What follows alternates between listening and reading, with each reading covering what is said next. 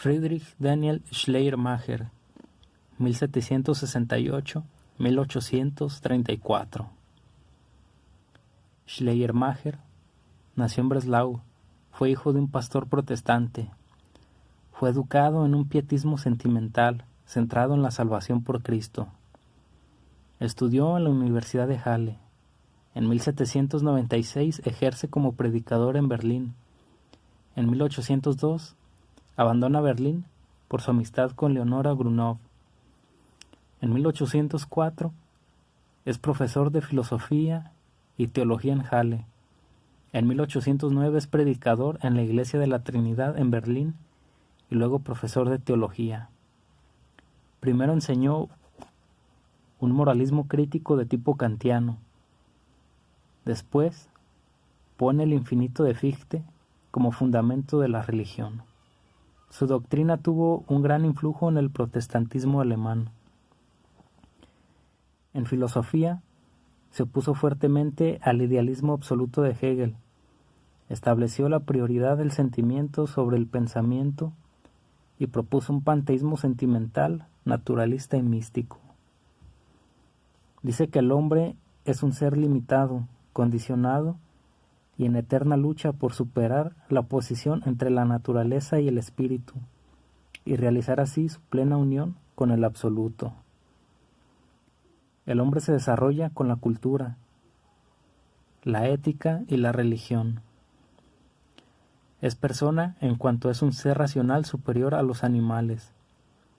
El sentimiento humano es la unidad entre el pensar y el querer, y por el que captamos la realidad del mundo y de Dios.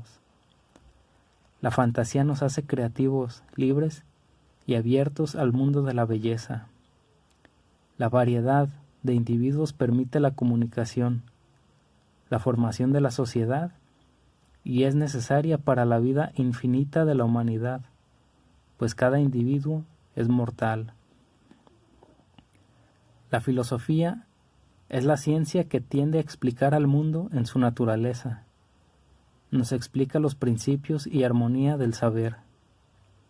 Y es también ciencia de nuestro conocimiento del mundo, en un proceso indefinido.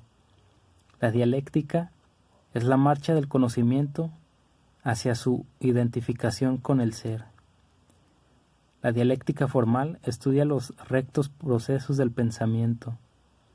La dialéctica trascendental mira nuestro conocimiento en cuanto ordenado al descubrimiento del universo. La ética tiene por objeto la realización del hombre por el ejercicio de su libertad, al irse conformando con la naturaleza y con la divinidad. Toda la ética surge del hombre en cuanto es un ser racional y personal. La ética tiene tres partes: la doctrina del bien, de los deberes y de las virtudes. El bien y el mal son solo los factores positivos y negativos en el proceso de unificación de la naturaleza con la razón. Por eso los deberes se reducen a las relaciones del hombre con el universo, ya que éste es manifestación de Dios.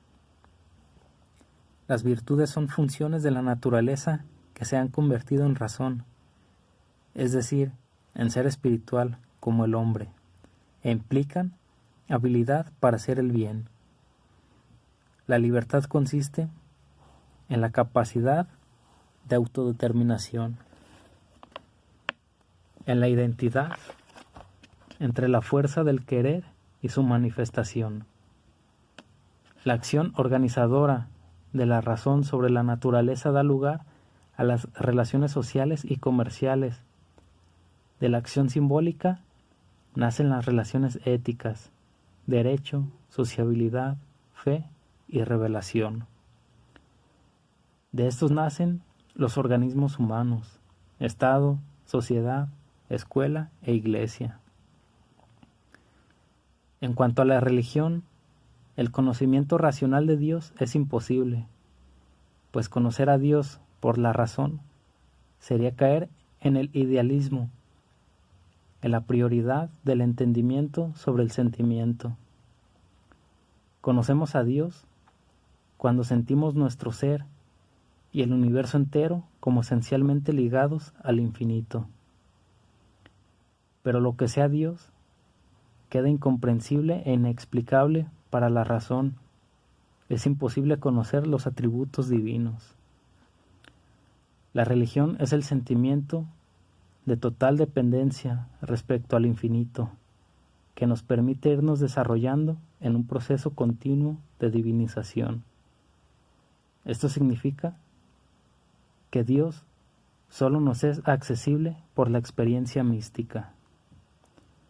Como el universo es encarnación y manifestación de Dios, la contemplación del universo es la forma más elevada y universal de religión.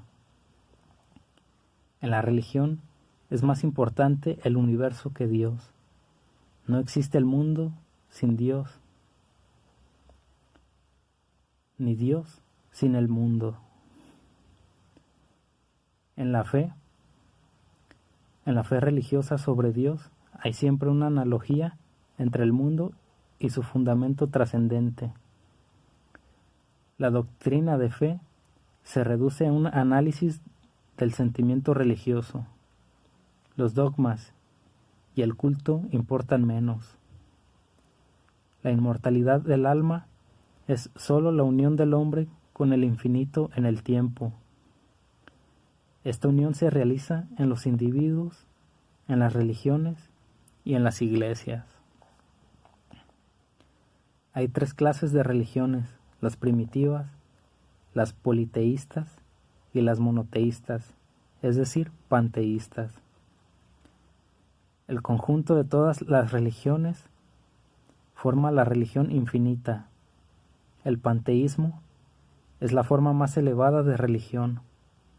El judaísmo tiene como idea central la retribución divina de las buenas acciones en esta vida. El cristianismo es la religión más perfecta, pero todas las religiones son dignas de respeto porque nos llevan al absoluto y forman la religión infinita. La esencia del cristianismo es la reconciliación de lo finito con el infinito, de lo humano con lo divino, que se da en Jesús, pues Él es hombre y Dios, mediador y redentor, que reconcilia a los hombres con el infinito. Pero la divinidad de Jesús consiste solo en la conciencia que Él tuvo de ser Dios y en la convicción de su misión redentora. La revelación divina es la conciencia de Dios que brota de nuestro sentimiento de dependencia respecto al infinito. La redención divina es solo el paso de una conciencia obnubilada de Dios a una conciencia clara por la fe en Cristo. Al final de su vida, Schleiermacher admitió la inmortalidad personal del alma, pues al negar la inmortalidad personal, todo termina con la muerte y la vida humana pierde todo su sentido. Schleiermacher tiene hermosas páginas sobre la religión y sobre la belleza del universo. Pero más que filósofo, fue un escritor romántico y un predicador luterano.